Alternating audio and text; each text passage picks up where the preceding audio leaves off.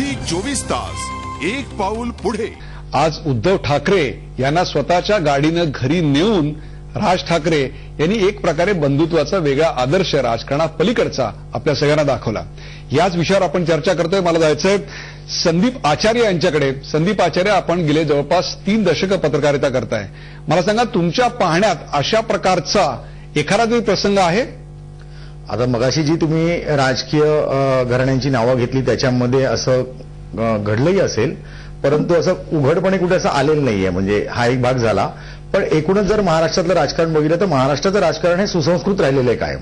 म्हणजे अगदी शरद पवारांना बाळासाहेबांनी मैद्याचं पोतं म्हटलेलं असो, पवारांनी बाळासाहेबांकडे टोले दिलेले असो, पण ही सगळी माणसं एकमेकांशी नाती जपून आहेत। पण या सगळ्याच्यात कुठेतरी ठाकरे हे कुटुंब होतं। ठाकरे कुटुंबाची जी संवेदनशीलता आहे आणि कलावंताचं मन असणं हे याच्या मागे कुठेतरी आहे। निश्चितपणे आहे। मुळामध्ये बाळासाहेब हे व्यंगचित्रकार आहेत। बिटवीन द लाईन्स उत्तम प्रकारे ते वाचू शकतात। त्यांना नाती जपता येतात। त्यांनी मगाशी संदीप म्हणाल त्याप्रमाणे पक्ष हे सुद्धा त्यांनी कुटुंबासारखं जपलं। आता या कुटुंबातनं काही लोक बाहेर पडले, त्यांनी स्वतःची आपापली राजकीय तयार केली असेल, अस्मिता तयार केली असेल। त्यातनंच राज ठाकरेही त्यांच्या काही भूमिका घेऊन बाहेर पडले। हे जरी असलं तरी नाती रक्ताची जपणं हे मुळामध्ये एक संस्कृती महाराष्ट्राची आहे। ती सगळेच जपतात आणि मुळामध्ये ठाकरे कुटुंबात कलावंत लोक असल्यामुळे जास्त अधिक संवेदनशील असतात। त्यामुळे ज्यावेळेला राजांना हे कळलं की उद्धवजी हॉस्पिटलमध्ये ऍडमिट आहेत, त्या क्षणाला एक क्षणाचाही विलंब न करता ते तसेच माघारी फिरले आणि भेटायला आले। आणि ही अगदी स्वाभाविक प्रतिक्रिया होती। राज यांचा स्वभाव जर आपण बघितला तर ती एक स्वाभाविक प्रतिक्रिया होती। म्हणजे ऐन संकटाच्या वेळेला राजकीय मतभेद बाजूला ठेवायचे असतात आणि बाजूला ठेवून सर्व वैर विसरून एका क्षणात आपण धावून जायचं असतं। अशा प्रकारचा एक संदेश याच्यातनं गेलेला दिसतो। बाजूला ठेवायचे असतात आणि बाजूला ठेवून सर्व वैर विसरून एका क्षणात आपण धावून जायचं असतं। अशा प्रकारचा एक संदेश याच्यातनं गेलेला दिसतो। हा संदेश साधारणतः 3 पातळ्यांवर गेलेला आपल्याला दिसेल। एक वैयक्तिक पातळीवर ज्याची चर्चा आपण आता केली, परंतु त्याहीपेक्षा अत्यंत महत्वाचा संदेश गेलाय तो पक्षांतर्गत। मला जायचंय संदीप प्रधान यांच्याकडे। संदीपजी, मला सांगा की या भेटीनं, या आपुलकीनं शिवसेनेची केडर आणि मनसेची उभी राहत असलेली फळी या दोघांना नेमक्या कोणत्या प्रकारचा संदेश गेलेला आहे? निश्चितच राज ठाकरे यांनी हे दाखवून दिलं की जेव्हा वैयक्तिक नातेसंबंधांचा प्रश्न येतो तेव्हा मी माझं राजकारण कुठेही आडवं येऊ देत नाही। आणि वैयक्तिक नात्यांमध्ये माझा भाऊ जेव्हा अडचणीत आहे तेव्हा मी त्याच्या मदतीला धावून गेलं पाहिजे, हा संदेश त्यांनी निश्चितच या त्यांच्या कृतीतून दिला। आणि त्याचे जे राजकीय अर्थ काढले जात आहेत ते मात्र काही मला वाटत नाही तशा पद्धतीने आहे की लगेच आपण तसे या चॅनलवर कुठल्याही प्रकारचे असे निष्कर्ष काढत नाही आहोत। आपण हा कार्यक्रम करायचं कारण असं आहे की एक वेगळ्या प्रकारचा नात्यांचा गहिरा रंग आज महाराष्ट्राच्या राजकारणानं पाहिला, जो मागच्या 20 वर्षात माझ्या तरी पाहण्यात कुठेही नव्हता। बरोबर।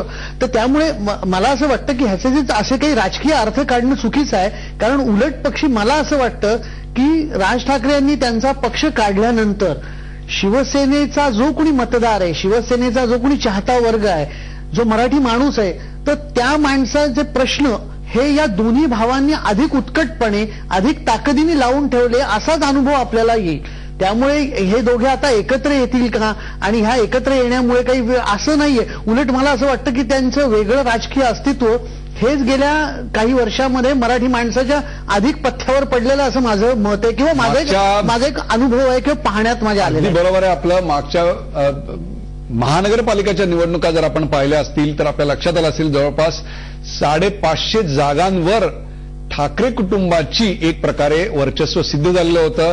मग त्यात उद्धव ठाकरे, बाळासाहेब ठाकरे आणि राज ठाकरे असतील, या तिघांनी मिळून एक प्रकारे 550 जागांवर मुंबई महानगरपालिका, ठाणे महानगरपालिका, पिंपरी चिंचवड महानगरपालिका, नाशिक या सगळ्या ठिकाणी ज्या निवडणुका झालेल्या होत्या मार्च महिन्यामध्ये, त्या मार्च महिन्याच्या निवडणुकीत हे दिसलं होतं। परंतु आज आपल्याला चर्चा राजकारणाशी अथवा शिवसेना आणि मनसे यांचं विलिनीकरण किंवा एकत्र येतील अशा प्रकारच्या कुठल्याही पोकळ गोष्टींवर चर्चा करायची नाहीये।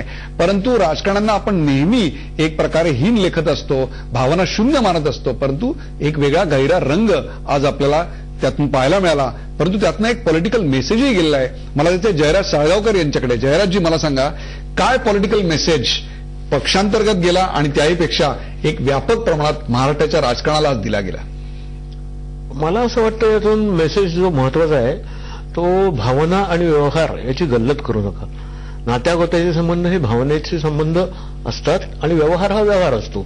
उदाहरणार्थ पाकिस्तानचे लोक जेव्हा आपल्याला भेटतात ते अगदी प्रेमाने बोलतात, तो भावनेचा भाग असतो.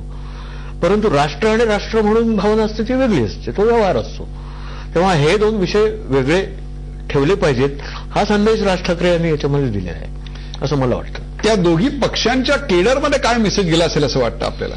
त्या दोन्ही पक्षांच्या केडरला हा मेसेज, कारण ते बाळासाहेबांना काय किंवा राज ठाकरेंना काय अगदी जवळून कॅडर ओळखते, त्यांचा कॅडरशी चांगला संबंध आहे. त्याच्यामुळे कॅडरमध्ये काय कन्फ्युजन झालं असेल असं मला वाटत नाही. मला तुम्हाला थोडासा ट्रिकी प्रश्न विचारायचा आहे. कुठली भेट जास्त महत्वाची होती, राज ठाकरे आणि उद्धव ठाकरे का राज ठाकरे, उद्धव ठाकरे आणि बाळासाहेब ठाकरे? जिथे बाळासाहेबांचं नाव असेल तिथे मग दुसऱ्या कोणाचं नाव घेण्यात काही अर्थ नाही आहे. म्हणजे भले मग ते राजचं नाव असो किंवा उद्धव कोणाचंही असो, बाळासाहेबांची आजची पोझिशन आहे, त्यांचं वय आहे, त्याच्यामुळे तिकडे तर कुणाची तुलनाच होऊ शकत नाही. त्यामुळे एक प्रकारे या तिघांची भेट एकत्र बऱ्याच वर्षांनी महाराष्ट्राला आज पाहायला मिळाली. मला याचे संदीप आचार्य यांच्याकडे. संदीपजी, मला सांगा, राजकीय पक्षांमध्ये अत्यंत दुर्मिळ होत चाललेला हा गुण आज आपल्याला पाहायला मिळाला, परंतु त्यांच्या पक्षाच्या केडरला आणि महाराष्ट्राच्या राजकारणाला यातनं काय नेमका संदेश किंवा काय गोष्ट मिळाली असं वाटतं आपल्याला? राजकारणाच्या पलीकडे जाऊन सुद्धा नातं जपता येऊ शकतो. राजकारणाच्या पलीकडे जाऊन सुद्धा एक वेगळ्या पद्धतीचं आपलं सांस्कृतिक, हे महाराष्ट्राची संस्कृती आहे, ती कशी जपता येऊ शकते, नात्यागोत्यांचे संबंध कशा प्रकारे राखता येऊ शकतात, हे याच्यातनं एक दिसलेलं आहे. आणि सगळ्यात महत्त्वाचं, मला जे स्वतःला लीलावतीमध्ये जे मी बघितलं ते शिवसैनिक होते, मनसेनेचे होते, नेते, कार्यकर्ते सगळेच जण होते. एक त्यांच्या मनामध्ये सुद्धा एक आपुलकी त्याच्यातनं निर्माण झाली होती, राज यांच्याबद्दल निर्माण झाली होती. ज्या पद्धतीने राज ठाकरे त्या ठिकाणी आले, भेटले, नंतर घरी जाताना गाडीने सोडलं, ह्या सगळ्या गोष्टींमधनं एक परत महाराष्ट्रातलं एक नाते होतं, राजकारणाच्या पलीकडचं एक नातं, हे आज पुन्हा एकदा प्रकट झालेलं आहे. आणि निश्चितपणे हे सर्वांनाच सुखावणारं आहे, आवडणारं आहे. कारण राजकारण एक वेगळा भाग झाला. जसं जयराजजी म्हणाले त्याप्रमाणे व्यवहार आणि भावना या दोन संपूर्णपणे वेगळ्या गोष्टी राजकारणामध्ये ठेवता येऊ शकतात. हेच आज याच्यातनं आपल्याला दिसून आलेलं आहे. राजांनी ते दाखवून दिलेलं आहे. राजकीय मतभेद असले आणि कितीही त्यांनी टीका केलेली असली तरी मागे सुद्धा उद्धवजींचं पुस्तक पहावा विठ्ठल प्रसिद्ध आलं होतं, तेव्हाही राज यांनी त्यातल्या फोटोग्राफीचं कौतुक केलं होतं. झी 24 तास, एक पाऊल पुढे.